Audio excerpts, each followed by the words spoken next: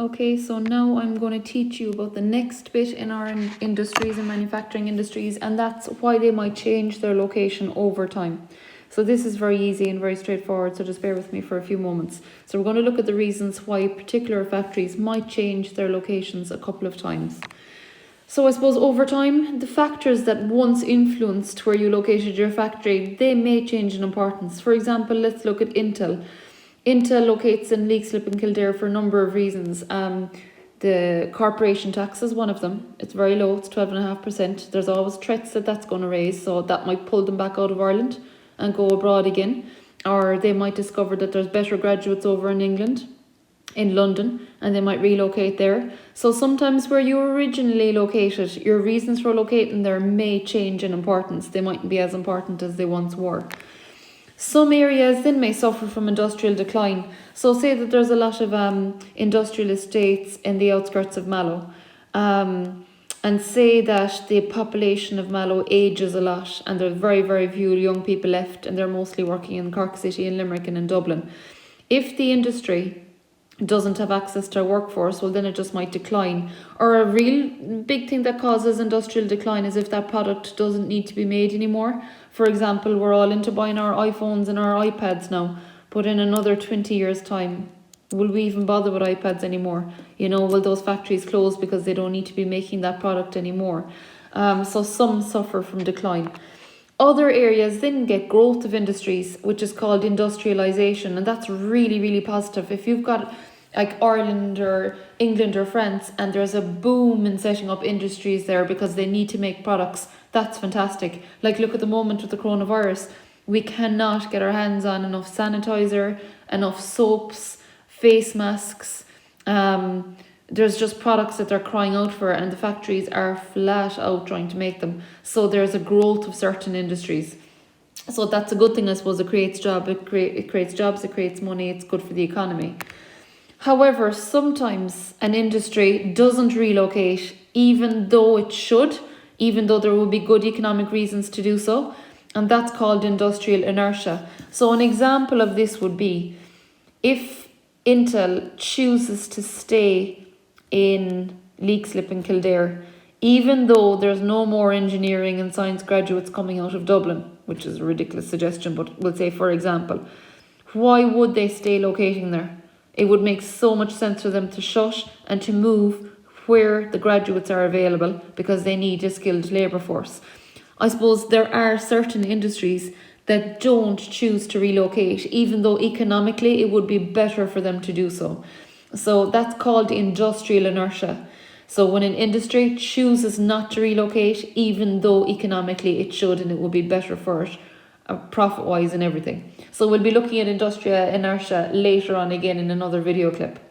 Okay, so the thing I want to look at with you now, and this is a case study and it's a really popular question, and just looking at my notes here, the last time this came up was 2017, so it's well due to come up in a long question, is we must do a case study of a factory that changed its location over time. And the case study we're going to look at is the British iron and steel industry. Now, it isn't just one factory. We're looking at Britain and we're looking at all of the iron and steel factories that are located in Britain and why they changed their locations over time. In fact, they changed their locations 3 times. Okay, and that's a good thing, I suppose, when a factory changes its location, because it means it's trying to stay profitable, it's trying to save money, it's trying to make the best product possible. Okay, so I suppose if you know nothing about iron and steel are really sturdy, solid products. If you're building a house and you're digging the foundation to build your house on it, obviously concrete and rock and everything goes into your foundation of your house to stand your house on it, but steel is really, really good to put it into your foundation as well because it's sturdy, it's solid. We looked at this in earthquakes as well. If you want to make an urban area or a city earthquake proof, reduce the impact of the shock waves on the buildings, reinforce them with steel. Iron gates, some people have, they're really, really strong, and they're not like timber gates would be a little bit more open to the weather and could break easier. So iron and steel is really, really strong product. It's expensive, but it's really, really good product to have. So in Britain, they had a lot of iron and steel factories because there was a big demand for iron and steel. So they changed their location 3 times. So let's have a look. At the start, sorry, now I'm just going to skip through these. Well, first of all, actually, this is a good question. Can you tell me what the inputs, processes and outputs of the iron and steel industries might be? So the inputs is iron ore. Now, if you know nothing about iron ore is, it's a resource that it's out of a rock. It's a rock basically, okay, and you mine it out, okay, you dig it out. When you bring the iron ore into the factory, they melt it down, so they need a lot of heat. It's called smelting. So they melt down the iron ore into a liquid. They pour the liquid into like molds. If you do baking or anything, and you might have cake molds, that's what they're basically doing. So they pour the liquid iron ore into bars or sheets. And basically they create, it's like if you're making a chocolate bar and you have the liquid chocolate and you're pouring it into a little sheet, like a bar, okay, shape. You're pouring the liquid iron ore into bars or sheets, depending on what the customer is looking for. Okay, there's obviously variations in sizes and shapes and all that. Your output would be the bars and sheets of iron and steel, and you're selling them to maybe engineering companies that are making cutlery, if you have expensive cutlery in the house, I suppose, cars and steel products like bridges and things like that. So there's loads of demand for iron and steel, okay? So iron ore, they melt it down and they make iron and steel. Lovely, okay? So iron ore was the raw material needed to make iron, and the local rocks were rich in iron ore. So the first location of the British iron and steel industry was by the coal fields. Sorry, I'm wrong. It was by the forests. Okay, it was by the forests. The reason why the British iron and steel industry located by the forests was because the local rock was rich in iron ore. Now we're talking going back to the early 18th century. This is how long ago. So back in the early 18th century, the British iron and steel factories first located by the forests because it was rich in iron ore. That was the raw material that they needed to make iron and steel. Okay, so that makes total sense. So back then, you wouldn't have had amazing transport. So you needed to locate close to your raw material. And iron ore is a bulky product, so you need to locate close to it. Okay, so that's one of the reasons why they located there, was because the local rocks were rich in iron ore. So the first location was by the forests, and they were rich in iron ore. Now they also benefited from the forests as well, because they cut down the forests, the trees, to make charcoal, and they burnt the charcoal, which created heat, and that smelted the iron ore. Okay, so not only was the local rocks rich in iron ore, but the forestry, they cut down the timber to make charcoal, and that literally created a fire, heat, and that was used to smelt or melt down the iron ore into the liquid iron ore, which was then used to create the iron and steel. Okay, so there's a picture of the charcoal there. Think of a barbecue, basically. The rivers as well in the area were used to transport the iron and steel. Okay, so that was absolutely ideal. And think how basic it was back then for transporting the iron and steel to engineering factories. Such basic transport. So the first place they located was by the forests back in the early 18th century, because the forest provided the timber to make charcoal, which melted or smelted the iron ore. Second, the local rocks were rich in iron ore, so they had very little transportation and it was easy to bring in the raw material. And third, then the local rivers were used to transport the iron and steel to the engineering factories. Okay? However, they couldn't stay there forever, because logically the forests were cut down very quickly. So they were running out of charcoal.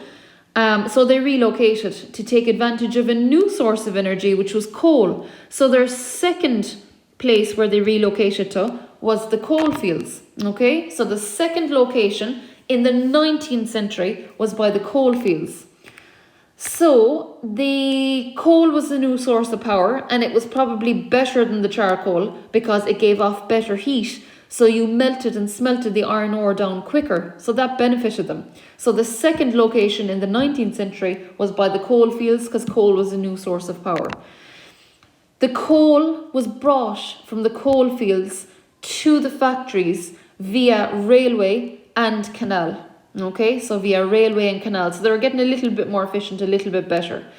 The iron ore was brought as well from the iron ore mines, wherever it was, we'll say, dug out of, and it was transported into the factory by railway and by canal. So that was really, really efficient. So the second location in the 19th century for the British iron and steel factories was by the coal fields, because coal was a new source of power. It was more efficient, to give off more energy, better for smelting.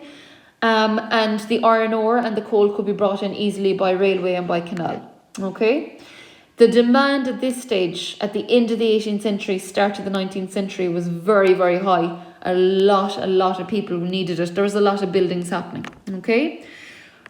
From the third location then, in the 1950s, they relocated to coastal locations, and that's where they still are nowadays. Okay. So their third location and final location is by the coast in the 1950s.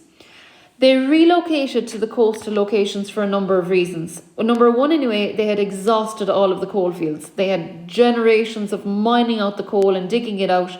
They had practically all but run out. So they had to move. Okay.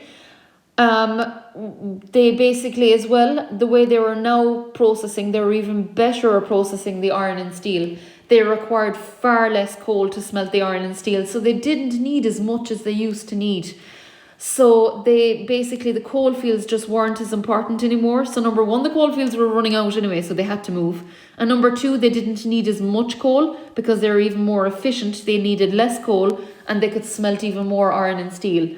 And another reason why they moved by the coast is because they started to import in cheap Polish coal.